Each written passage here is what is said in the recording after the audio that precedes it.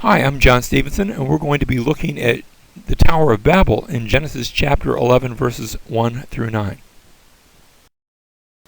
As we saw before, Genesis chapters 9 through 24 through 27, the last part of Genesis 9, gives us a prophecy that Noah gives of the nations. In chapter 10, we have the listing of those nations as that prophecy is fulfilled. And then I believe in chapter 11, we have the division of the nations. In other words, how the listing takes place, how they get out there to those different locations, how those nations move out to their, what eventually become their present locations. In chapter 9, we had the curse on Canaan. In chapter 10, we looked briefly at the career of Nimrod. It's only a couple of verses. And then in chapter 11, now we have the judgment of the languages at the Tower of Babel. Now, the purpose of this Babel narrative, first of all, it's going to show the origin of the division of languages. How did we get from speaking one language to eventually so many? Now, I'm not saying that every single language that we have today was created, right there at the Tower of Babel. Languages have a way of dividing and growing and multiplying, but we do have the original division that does take place at that time. Secondly, it shows us the origin of the Babylonian religious system, and we're going to see some references to that, some veiled references at least. And then thirdly, we'll see the results of rebellion against God. And I think this is really the primary thing that's being presented here, and it will be in contrast to obedience to God that we'll see in the next chapter. Chapter 11, verse 1, Now the whole earth used the same language and the same words. It came about as they journeyed east that they found a plain in the land of Shinar and settled there. Shinar is the ancient name, the Hebrew name used very early at this point in the story for Mesopotamia, the land between the two rivers. The rivers are the Euphrates and the Tigris, and we were introduced to those way back when we were talking about the Garden of Eden. And so these two rivers were known to the Israelites. They were known all over the world, famous landmark. And here we have a people come into this land of Mesopotamia, settle there. They said to one another, Come, let us make bricks and burn them thoroughly. And they used brick for stone, and they used tar for mortar. Now, it's interesting the way that's phrased. They used brick instead of stone. Because when you wanted to build something that was going to last a long time in Egypt, remember the people that are reading the story, Moses and the Israelites, they've come out of Egypt. When you want to build something in Egypt that's going to last for a very, very long time, you use stone, because stone lasts, and brick doesn't. Brick has to be replaced upon occasion, because brick is just, it's mud and sand mixed with straw, and eventually it can break down. But stone just lasts and lasts and lasts. Just look at the pyramids, how long they have lasted for so many thousands of years. But you go to Mesopotamia, there's not a lot of stone, because you're in a river valley. And so instead of stone, they're going to use brick. And they use tar for mortar. And they said, Come, and notice the plural pronoun here, come, let us build for ourselves a city, and a tower whose top will reach into heaven, and let us make for ourselves a name, otherwise we will be scattered abroad over the face of the earth. Now, their desire is to build a city and a tower, and its top, and notice the word will reach, or italicized, that's not there, a top into the heavens. And I don't think it's that they're trying to build this giant ladder to get to heaven, but rather that its top would be oriented toward the heavens. When we go to Mesopotamia, we find a structure that would be found in many, if not all, major cities, known as a ziggurat, a temple tower with its top oriented toward the heavens. I have a friend who was in Iraq a number of years ago, and he took this photo of the reconstructed tower at the ziggurat at the city of Ur. You can see sort of an airplane in the background. And notice there would be a stairway leading up to the top, leading all the way to the towers. It's in a little bit of a disarray at the top. Brick doesn't last that long. That's why they had to reconstruct it. But that stairway leading, sort of a stairway to the sky, to borrow a line from Led Zeppelin, a stairway to heaven, or to the heavens at least. Well, the Lord came down, Genesis chapter 11, verse 5, the Lord came down to see the city and the tower which the sons of men had built. The Lord said, behold, they are one people, and they all have the same language, and this is what they began to do, and now nothing which they purpose to do will be impossible for them. Come, let us. Now, remember we saw that plural pronoun used of God back in Genesis chapter 1, verse 26, let us make man in our image. We saw it in Genesis chapter 3 about when there was that consultation about putting man out of the garden. And here for the third time we see it here in Genesis chapter 11. Come, let us go down and there confuse their language so they will not understand one another's speech. So the Lord scattered them, and the way he did this is by confusing the languages.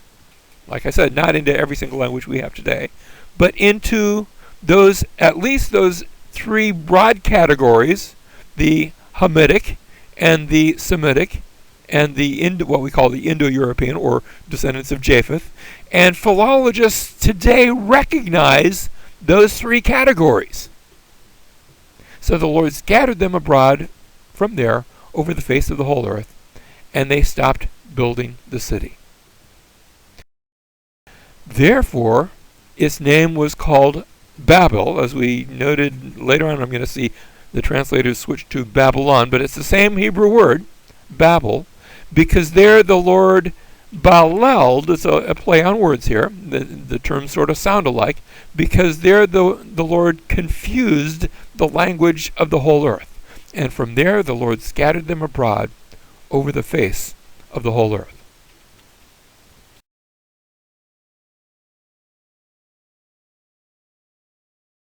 Now, as we noted, there are three major language groupings.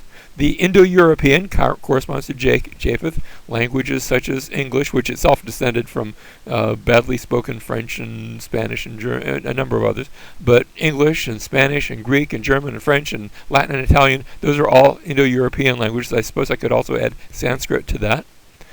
There are the Semitic languages, which corresponds to the descendants of Shem, Hebrew and Arabic and Akkadian and Aramaic and possibly Elamite. And then there are the Hamitic languages corresponding to Ham, Egyptian and Berber and Cushite and Cadic. And now there's a whole number of other languages. And where do all those come from? Well, I would submit that they come in some way, shape, or form from these.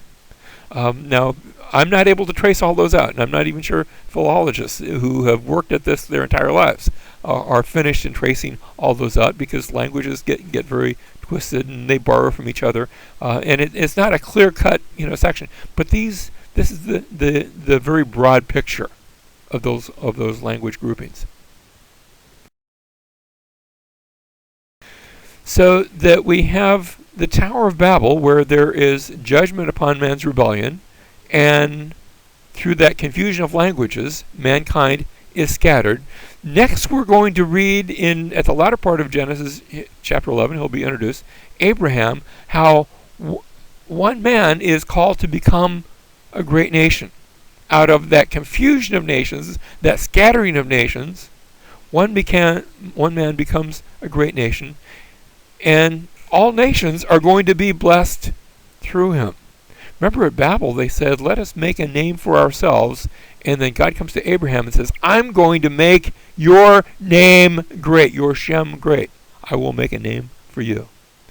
But when we come to Jesus, we find the one who is judged for all of man's rebellion, because he comes and pays for our sin. And then once he ascends into heaven, what do we read about next in the book of Acts? There is the gift of tongues, the gift of languages, whereby it is able to be proclaimed that there is good news for all the nations. Now, Genesis chapter 5 then had a genealogy, and we went from Adam being the first, all the way down to Noah, who has 3 sons, and his 3 sons are Shem and Ham and Japheth. Likewise, now here in Genesis chapter 11, from the Tower of Babel, we read now of the descendants of Shem, and we go again 10 generations down from Shem all the way to Terah, who also has 3 sons. So these 2 genealogies are stylized. They are deliberately 10 names, and at the end of the 10 names, 3 sons. That's a stylization because the number 10 is very important in the Pentateuch. There's 10 commandments and 10 plagues and 10 things in the tabernacle. That number 10 keeps coming up. Genesis chapter 5 then begins with Adam, but is preceded by a genealogy of the antediluvian world, the world before the flood, that's found in Genesis chapter 4. Likewise, in Genesis chapter 11, it begins with Shem, but that's preceded by a genealogy of the post-diluvian world, the world after the flood, that was found in Genesis chapter 10 and showed the whole spreading out of all the nations. In Genesis chapter 5, we had 10 generations that are listed. Here in Genesis chapter 11, there's 10 generations that are listed. As we noted already, the 10 generations ends with the birth of 3 sons, and likewise in Genesis chapter 11, the 10th generation, Terah, ends with the birth of 3 sons. That means that Genesis chapter 11, while it is a genealogy, is not necessarily a strict chronology. The number of years is not total. We're not told, so it's so many hundreds of years between Noah down to Abraham. The name and years of Canaan are absent from the Hebrew text, and yet they are included both in the Septuagint as well as in Luke's gospel account that tells of the genealogy of Jesus. Genesis chapter 5 and chapter 11 are symmetrical in form. 10 names leading to a man with 3 sons. Now, it could have happened that way, or it's often the case in ancient genealogies, in biblical genealogies, where you have sort of a summation, but certain names are intentionally left out so that there can be this kind of symmetry. We see this over in Matthew chapter 1. We also read how the earth was divided in the days of Peleg. Now, if we take this as a strict chronology, it would have been divided in the days of a number of these people because their lives were all overlapping. And yet, it's specific to tell us that it was in the days of Peleg that the earth was divided. And finally, as we already noted, the ancestral connections between the people in biblical genealogies are often abridged, so that we have Matthew chapter 1 and other places. In fact, oftentimes we speak of Jesus as the son of David. Well, there's a whole bunch of people between David and Jesus. So there is an ancestral link, but that's not a strict chronology. And that might be the case here as well.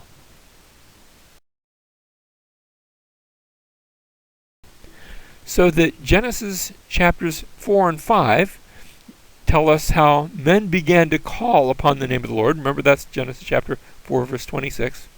Here in our story of the Tower of Babel, remember how they said, let us make for ourselves a name. And when we get to Genesis chapter 12, we're going to see God coming to Abraham and telling Abraham, I will bless you and make your name great.